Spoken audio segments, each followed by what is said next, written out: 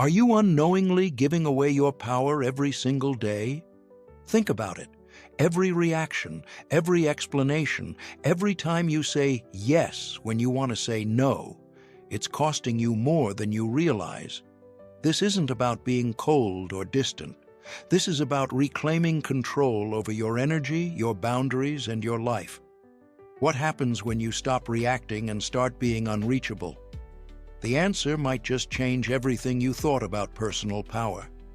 Modern life wires you to be at everyone's beck and call. You're told, sometimes outright, sometimes through subtle cues, that your worth is measured by how quickly you respond, how available you are, how many times you say yes without hesitation. But the reality is, this constant accessibility doesn't earn you respect, it erodes it. The research is clear.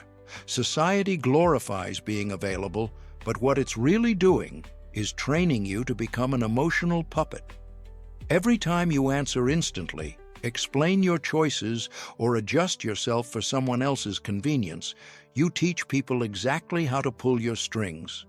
They learn to press your emotional buttons, knowing you'll jump to react. Picture this. You're the reliable one at work or among friends, the person who always answers, always helps, never lets a message go unanswered. At first, it feels good to be needed.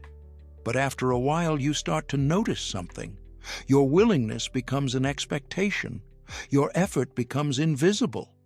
People stop seeing your help as a gift and start seeing it as background noise. You're not valued more. You're just used more. And the more you offer, the less anyone pauses to appreciate what you give. Now, imagine reading a text and pausing. What if you didn't reply right away? That silence alone flips the script. Suddenly, the other person is left waiting, wondering, maybe even second-guessing. The research shows that non-reaction disrupts expectations. When you don't respond on autopilot, you introduce uncertainty. That uncertainty forces people to reconsider how they approach you. They can't just assume you'll always be there, always ready, always agreeable. That tiny gap, the pause before you react, is where your power begins to rebuild. Let's be honest. When you're always available, you're not just giving away your time, you're giving away your energy, your boundaries, your sense of self. Over-accessibility turns you into a predictable pattern, easy to manipulate and easy to overlook. You become the person people come to only when they need something, not because they genuinely value your presence. They don't respect your schedule, your priorities, or your peace of mind, because you've shown them that your needs come last. You might think this is about being helpful, about being a good friend or a team player. But look closer. Every time you say yes out of obligation, every time you offer an explanation you don't owe, every time you react without thinking, you lose a little more control over your life. You start to question why you feel drained, why you're overlooked, why your relationships feel one-sided. The answer is right there. You've been conditioned to equate accessibility with importance, when in fact, it's the quickest way to make yourself invisible. It's not just at work. In your personal life, the pattern repeats. Maybe you're the friend who always initiates plans, the one who bends your schedule to fit others, who keeps the conversation alive. But over time, that effort starts to go unnoticed. Your accessibility breeds familiarity, and that familiarity turns into complacency. People stop valuing what you bring because they expect it. You're no longer a choice. They've turned you into a guarantee. There's a deeper cost, too. Each time you stretch yourself to be available, you pay with your emotional energy. You become exhausted, not from any single overwhelming demand, but from the endless drip of small requests and interruptions. You train yourself to react, to explain, to justify. You start to crave external validation, hoping that being there for everyone will finally earn you the recognition you deserve. But it never does. Instead, you end up feeling depleted and undervalued. Here's the harsh truth. Your energy isn't infinite. Every moment you spend reacting to others' needs is a moment stolen from your own priorities. You sacrifice your focus, your passions, your peace, all for the illusion that constant availability equals worth. But what does it actually get you? More demands, more expectations, less respect, and less appreciation. So, what happens when you break this cycle? When you stop making yourself so accessible, when you pause before responding, when you say no without an apology or an excuse, everything starts to shift. People notice the difference. They become more deliberate in their requests, more respectful of your time. The tone of conversations changes. The frequency of demands drops. Those who once relied on your constant presence are forced to step up or step back. You're no longer the default option. Your time and attention become something others have to earn. This is where you start to reclaim your power. By introducing a little distance, not coldness, but healthy boundaries, you remind people and yourself that your presence is valuable. You're not a resource to be tapped at will. You're not an endless supply of support. You have limits, and those limits matter. Carl Jung's insight is crucial here. He argued that individuation, the process of becoming your true self, requires you to step out of the roles others assign you. The authentic self can't emerge if you're trapped in the cycle of constant reaction and explanation. The moment you create space, you allow others to see you for who you are, not just what you provide. That space, that mystery, is what draws people in. It's not about being aloof or unkind. It's about preserving enough distance to maintain your value, to keep your energy for what truly matters. If you're tired of feeling overlooked, of being the one everyone turns to but no one truly sees, consider this. Every time you explain yourself, every time you say yes out of habit, every time you react instantly, you lower your own standing. What stands out in today's world isn't endless availability. It's the quiet strength of selectivity. But why exactly does scarcity make us more curious? That's where psychology kicks in. Scarcity isn't just a principle that governs economics or marketing. It's a force that shapes every human relationship, whether you realize it or not. When someone's presence is rare, it creates a pull that's hard to ignore. People are wired to notice what's missing, to crave what isn't always within reach. It's not about playing hard to get or withholding for the sake of ego. It's about understanding that the less accessible you make yourself, the more others are compelled to value your time and attention. When you're always available, your presence becomes expected, almost invisible. But when you choose to step back, even slightly, you introduce a sense of rarity that changes how others perceive you. Carl Jung suggested that people project their unmet needs onto what they can't control. That's why rare presence feels magnetic. You might not realize it, but when you stop being the person who's always there, always ready to help, you force others to confront what they're missing. They begin to wonder about you, to question their own importance in your life. This isn't manipulation. It's a natural psychological response. The person who stands firmly in their own energy, who doesn't scramble for validation or rush to explain themselves, becomes a source of intrigue. Their confidence and self-possession create a subtle distance that draws others in. It's a quiet, almost unspoken power. Let's merge the theory with what you see in everyday life. Imagine someone who's constantly available, who gives their time to anyone who asks, who never says no. At first, their generosity might be appreciated, but it quickly fades into the background. People start to take their presence for granted. Now, picture someone who's selective, who values their own time and doesn't feel the need to justify every decision. Their presence feels earned, not assumed. You notice the difference. It's not about working harder or being more likable. It's about the energy you project. When you don't need constant attention, when you're not always explaining yourself, you stand out in a world addicted to validation. Have you ever chased attention only to find it hollow? Scarcity flips that, making attention earned and genuine. When you stop trying to be available for everyone, the right people start paying attention. Your absence isn't just noticed, it's felt. It makes others pause, reflect, and sometimes even question their own behavior. They wonder why you're not reacting the way you used to, why you're not as accessible.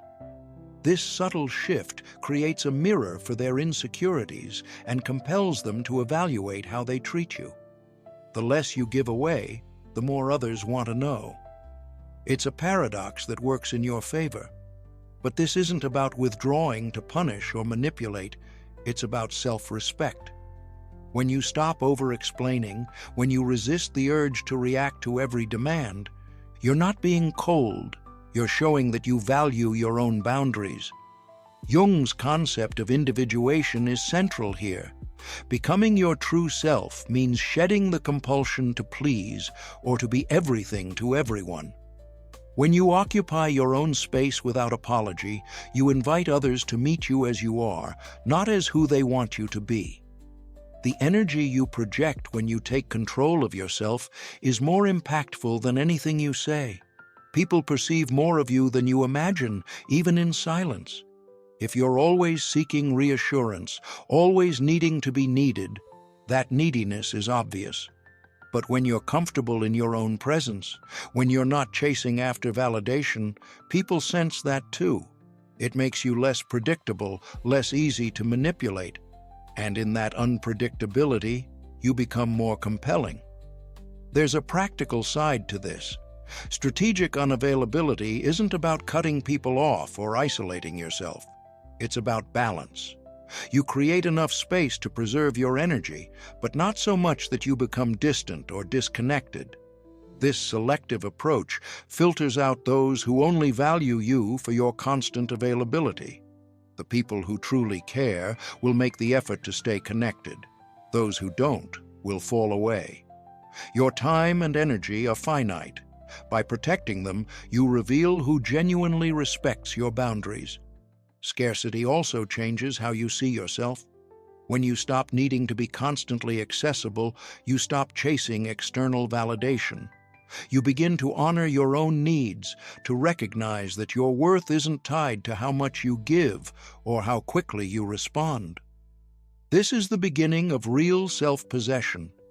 Jung would call it individuation, the process of becoming whole by shedding the false layers you've worn to please others.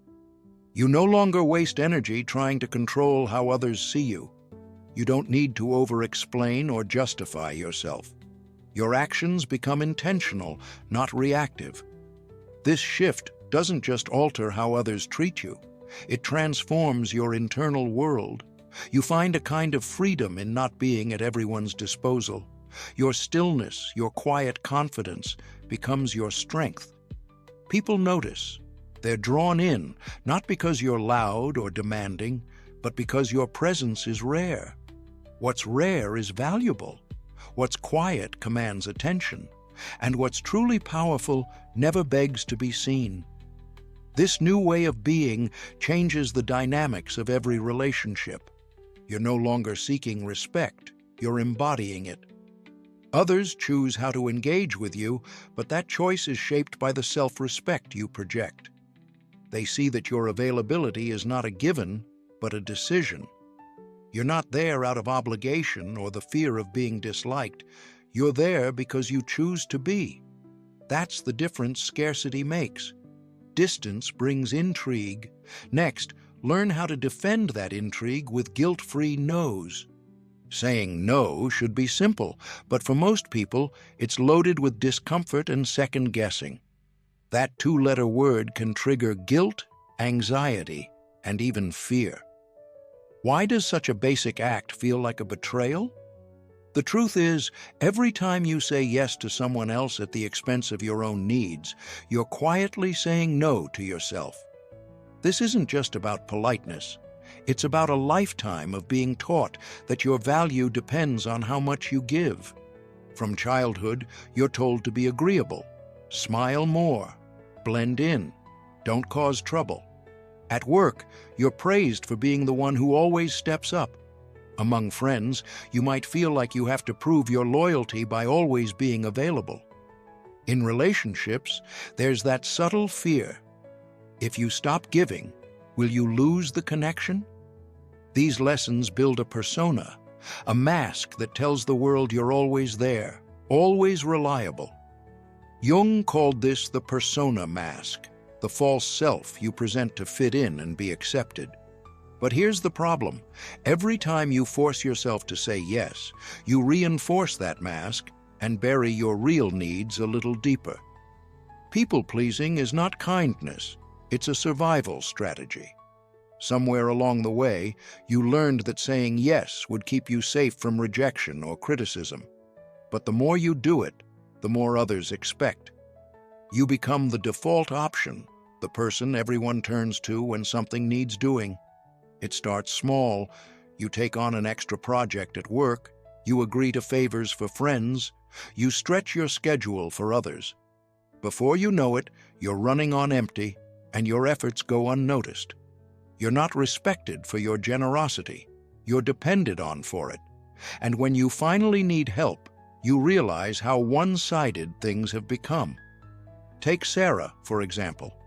She was the coworker who never turned down a request. If someone needed help, Sarah was there. At first, she felt respected, but soon her yeses became an expectation. When she finally said, "I can't," people were surprised. Some even pulled back. But that one no revealed who valued her for her presence, not just her usefulness. Sarah's willingness to set a boundary didn't make her less likable. It made her less likely to be taken for granted. This is the trap. Constantly saying yes doesn't make you indispensable, it makes you invisible. People start to see you as a resource, not a person. You're left feeling drained, overlooked, and resentful. The exhaustion isn't just physical, it's emotional. You're not just tired from doing too much, you're tired from being undervalued. Then comes the guilt. Every time you think about saying no, a voice in your head whispers that you're selfish. Society pushes this idea hard. Boundaries are rude, self-care is indulgent, and your needs should always come last. But that's a lie designed to keep you compliant. Right now, pause and think. What's one request you'd normally accept but shouldn't? Hold that thought. Boundaries aren't walls. They're signposts showing where your peace begins. They exist to protect your time, energy, and emotional well-being. By setting boundaries, you teach others how to treat you, and you remind yourself that your needs matter. Boundaries let you decide what you tolerate, what you ignore, and what you let go of, even when it's uncomfortable. They're not about pushing people away. They're about deciding how much of yourself you're willing to give. Here's where the shift happens. When you say no without over-explaining, you chip away at the persona mask and reveal your true self. You don't owe anyone a justification for protecting your energy. No is a complete sentence. Each time you use it, you reclaim a little more control over your life. It's not about being cold, it's about being conscious. Every refusal is a choice to preserve what matters to you. And every time you say no to something that drains you, you say yes to something that sustains you.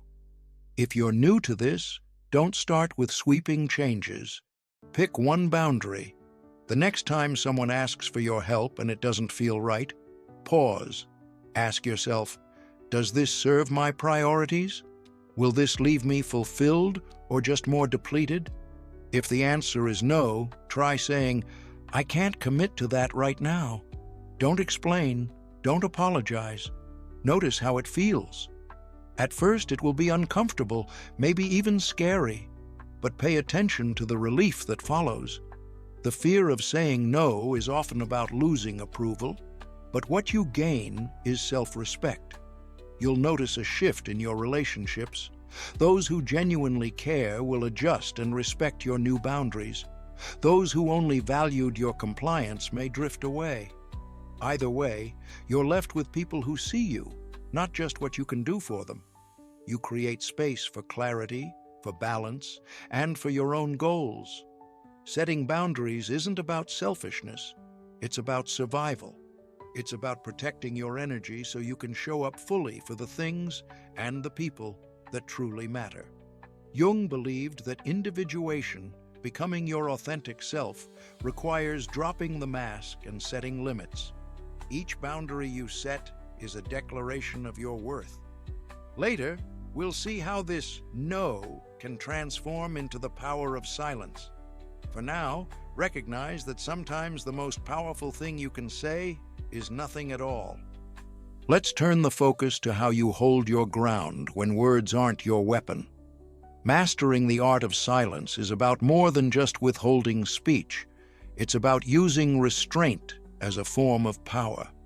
In a world that rewards quick replies and constant justification, silence becomes your edge. It's not passivity, it's deliberate control. The less you reveal, the less you can be influenced. Silence is not just the absence of noise, it's the presence of composure. Think about the last time you were in a heated conversation. The urge to defend yourself, to fill the gap with explanations or retorts, is almost overwhelming. But when you resist that urge, something shifts. Instead of escalating the tension, you let the moment hang in the air. The other person expects a reaction, but you offer none. That instant of stillness breaks their momentum. They're left to face their own words, unsure of what you're thinking or feeling. What happens when silence becomes your shield in daily conversations? The answer is subtle but powerful. You become the one who sets the pace, not the one who's dragged along by someone else's energy. This is the real strength behind silence. It's not about shutting down or pretending you don't care. It's about observation without identification, as Jung put it. Learning to watch like a spectator, not a participant in every emotional storm. When you hold back, you give yourself a chance to see the situation for what it is, not just how it feels in the heat of the moment. You protect your energy from being siphoned off by every provocation, every demand for your attention. When you react impulsively, you hand over the keys to your emotional life. People learn your triggers. They know which words will make you snap, which accusations will force you to defend yourself. Every time you react, you give them a map of your weaknesses. But when you choose silence, you become unreadable. You're no longer an open book. You're a closed door. This unpredictability makes others pause. They can't manipulate what they can't predict. Here's a practical way to start. For the next week, practice the 5-second pause before responding to anything that provokes you. Whether it's a snide comment in a meeting or a passive-aggressive remark from a friend, don't jump in. Count to 5 in your head. Notice how the energy in the room changes. Often, the person pushing for a reaction will grow uncomfortable. They might backtrack, soften their tone, or even reveal more than they intended just to fill the silence. You haven't lost control, you've gained it. Silence is also about body language. When you're quiet, your posture becomes your statement. Keep your shoulders relaxed, your face neutral, your gaze steady. Don't fidget or show agitation. This calm exterior signals that you're not easily moved. The person across from you will sense it. They may try harder to get a rise out of you, but the longer you hold your ground, the more their power fades. You're no longer reacting, you're observing, and that changes everything. This isn't a technique for shutting people out. It's a way to reserve your responses for what truly matters.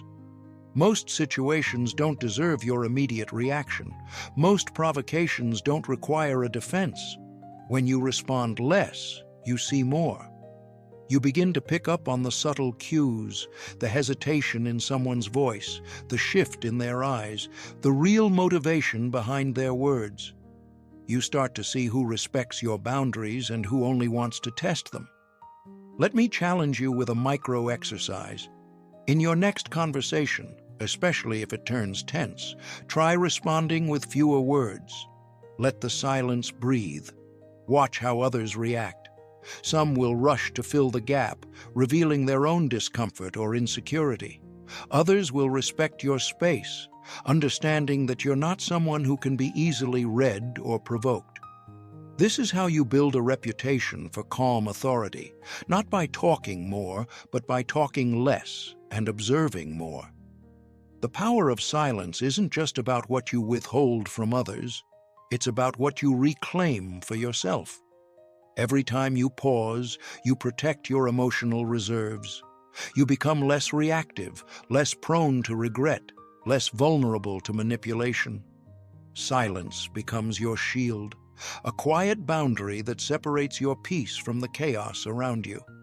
You don't need to explain, defend, or justify at every turn. You're not avoiding conflict. You're choosing your battles and keeping your energy for what truly matters.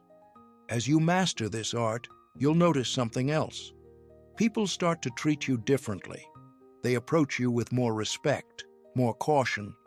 Some may feel uneasy because they can't predict your reactions, while others will be drawn to the security you project. You become a question mark in a world full of people desperate to be understood. That mystery, that calm, is magnetic.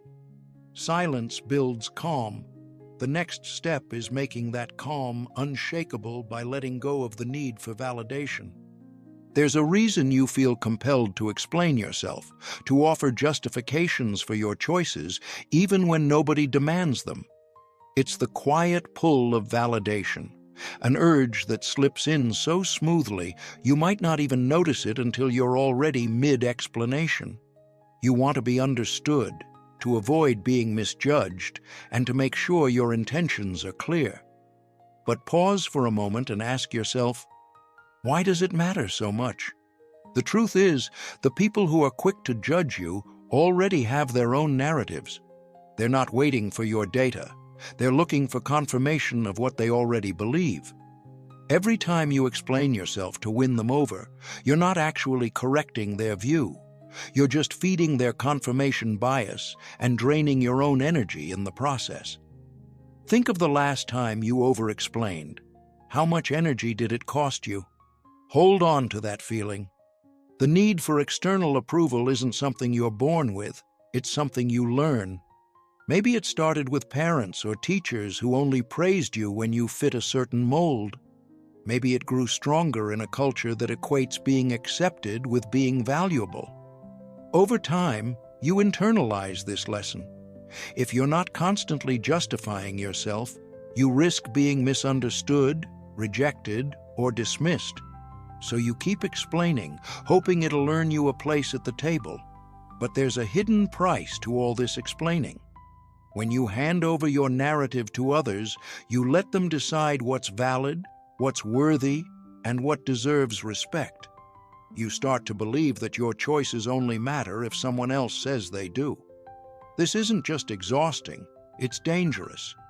You become vulnerable to manipulation because anyone who withholds approval now holds power over you. Your sense of worth becomes conditional, always waiting for someone else's stamp of acceptance. Let me tell you about Maya. She used to send long messages explaining why she couldn't meet up, always trying to soften the blow and make sure nobody felt slighted. One day, she simply said, "I can't make it." No apology, no list of reasons. That one shift changed how people treated her time. Her boundaries became clear, and the expectation that she owed everyone an explanation started to dissolve. This is where Carl Jung's philosophy of individuation comes into play. Jung argued that the path to becoming your true self means shedding the persona, the mask you wear to fit in and be accepted. That mask is built from years of seeking validation, of shaping yourself to match what others want from you.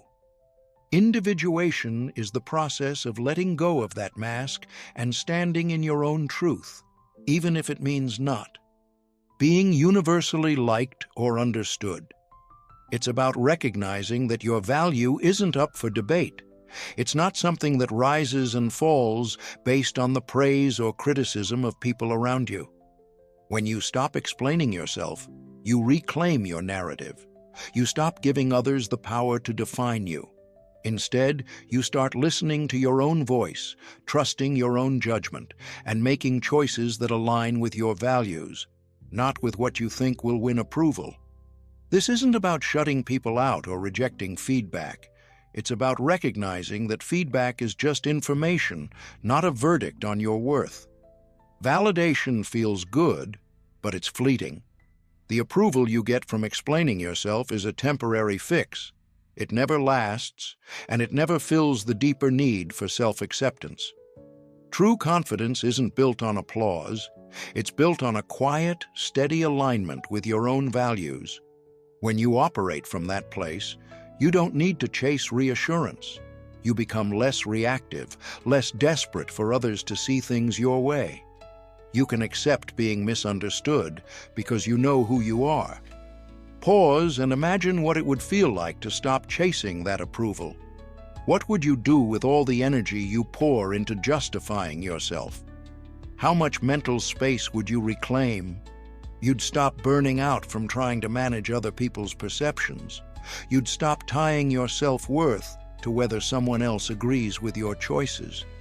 That's where real freedom begins. This isn't about becoming cold or indifferent. It's about detachment, the ability to step back and see that your peace doesn't depend on anyone else's opinion. Detachment is not isolation. It's the recognition that you can care about others, accept feedback, and still refuse to let those things define you. Jung believed that individuation was the only way to become whole. When you drop the mask and stop seeking validation, you start to see yourself as you truly are. Flaws, strengths, contradictions, and all. And from that place, you can finally build a life that's yours, not a performance for someone else's approval. When you let go of validation, you become less susceptible to emotional swings. Criticism and praise lose their grip. You see them for what they are, opinions, not facts. You stop chasing value in the eyes of others and start living from a place of self-trust. That shift changes everything. Your boundaries become stronger. Your relationships become more intentional. You stop being a follower of expectations and start leading your own life. Detaching from validation clears the way for true emotional sovereignty. Let's explore how to become untouchable next. To be emotionally untouchable is to reach a level where your sense of peace stands independent of any outside force. This isn't about building walls or acting indifferent. It's about taking back the authority over your own reactions. Jung said every trigger points to an inner shadow. When you stop reacting, you outgrow those shadows. The goal isn't to stop feeling, but to stop letting those feelings be dictated by someone else's words or actions. Think about how often you've let a single comment or glance dictate your mood for hours, maybe days. It's easy to fall into the trap. Someone at work drops a passive-aggressive remark, or a relative brings up a sensitive topic at the dinner table. You feel the sting, and before you know it, your entire emotional state shifts to match the provocation. In that moment, you hand them the keys to your inner world. That's the cost of being reactive. Your peace becomes dependent on the most unpredictable variable, other people's behavior. Now, picture your last heated exchange. What if you'd stayed silent? Notice the power in that moment. Instead of jumping to defend yourself, you hold your ground. You don't feed the fire with your words. The energy in the room changes. The person expecting a reaction is left to sit with their own discomfort. This pause is not avoidance. It's a deliberate act of control. You become the one shaping the atmosphere, not the one being shaped by it. Emotional untouchability is not about being numb or detached from the world. It's about practicing selective indifference. You consciously decide which situations deserve your energy and which do not. Not every battle is worth fighting, and not every slight needs your attention. This is how you conserve your strength for what matters and refuse to be drained by what doesn't. When you stop reacting to every provocation, you protect your energy from being scattered and depleted. Let's be clear. Choosing not to react doesn't mean you're weak or passive. It means you're in command. People who can't provoke you lose their hold over you. Their power dissolves the moment you decide their words aren't worth your peace. This is how you move from being a target to being a presence that commands respect.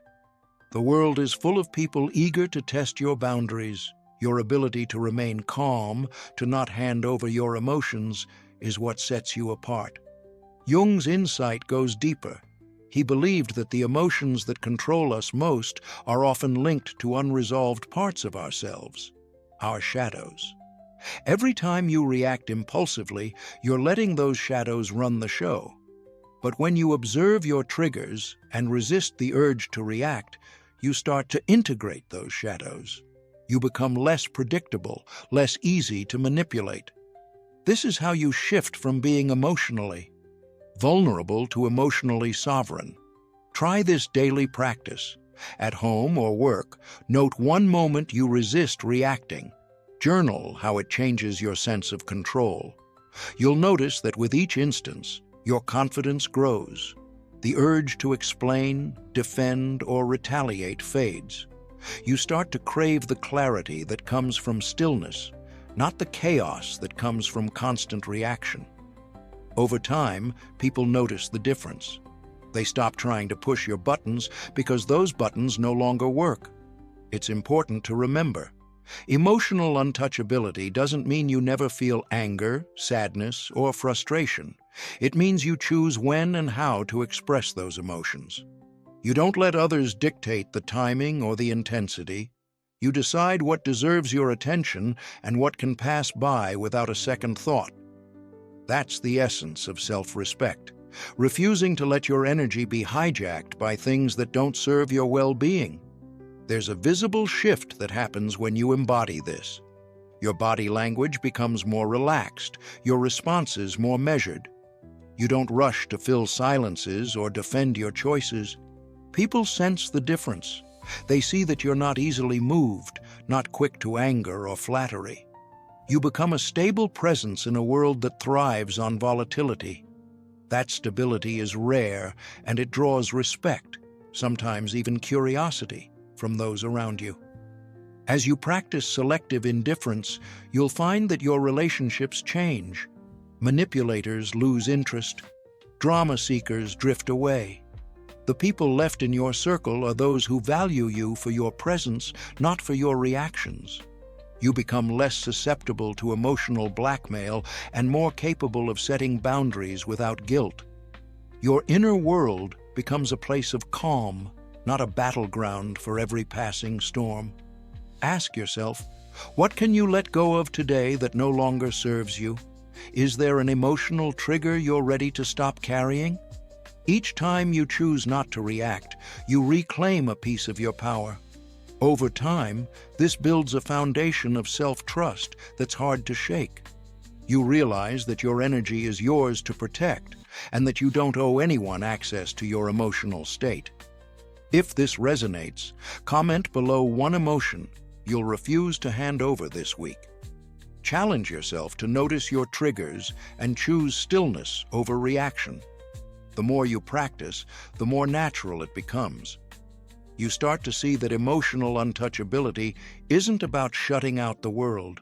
It's about showing up on your own terms, unshaken by the noise around you. This is how you begin to move differently, to see your time, energy, and emotions as resources to be guarded, not given away.